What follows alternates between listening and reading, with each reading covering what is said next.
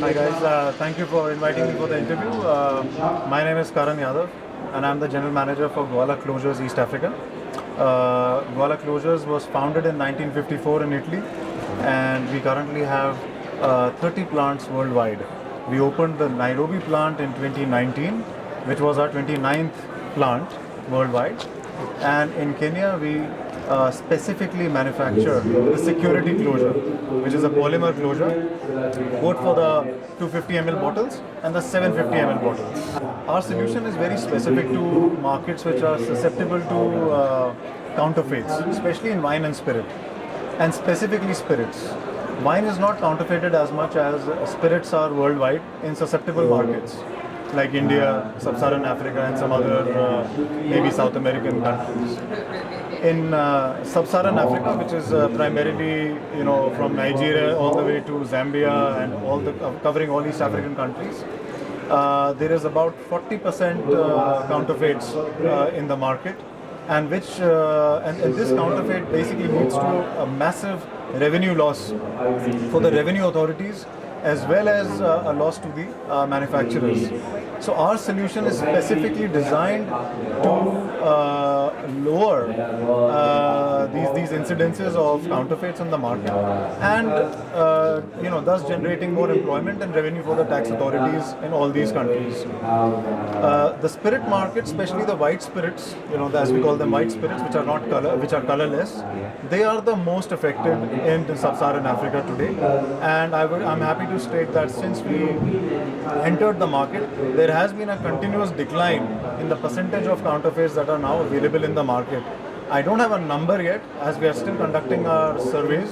We are 4 years old in the market, but I think by 2025 we should have a very specific number as to how much we were able to affect the market in that regard. We have reduced a lot of counterfeits in the market. Annually, there were thousands of lives being lost to counterfeit alcohol in the market. We have been able to reduce, and there's an impact that we are making over there. From a sustainability point of view, Guala Closures is very big in sustainability. We are one of the only packaging companies in the world which has been now, qualified for science-based targets, which happened in Jan of this year. Our material that we use is virgin HDPE. It is not single-use plastic.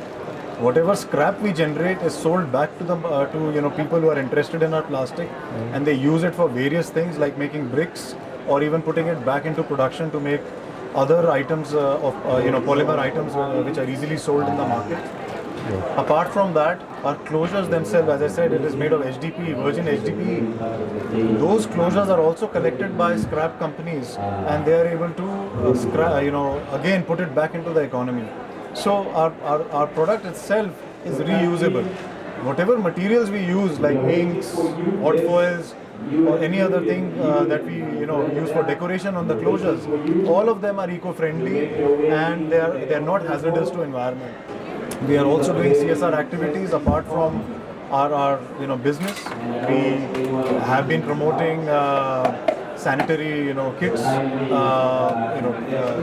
giving away sanitary kits for the last 4 years since we've been in operations in various regions of the country in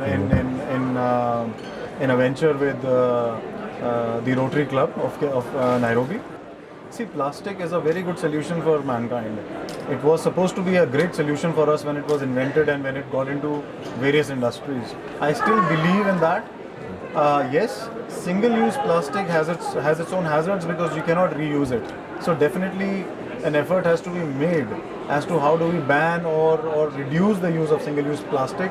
I think that in the current economic scenario around the world, it would be a bit difficult, but efforts can be made. Look, I think we are all ready for the change. We all understand. I think today society as such, whether it's people in far-flung villages or in urban cities, everybody understands the dangers that plastic poses. But the solution has to be there. If we don't have a solution, an alternate solution to what we are currently using these plastics for, then it's a very hard sell, because people are not going to stop doing business while we are looking for the solution. But like I said, a lot of effort has been made. A lot of countries, people have already moved on to different sort of systems. In Kenya, we have a plastic ban. I myself, when I go for shopping, I carry my own bags, which are made of cloth or locally, produced. So again, that brings a lot of sustainability and a lot of jobs to the local market. But again, a cloth bag is not affordable. It's not an affordable solution as of now. People have to kind of use them, reuse them, and keep reusing them again and again. So we have to have that solution in place, and I think a lot of people are making efforts. I would say another 5 to 6 years, we should have a great solution across the paradigm.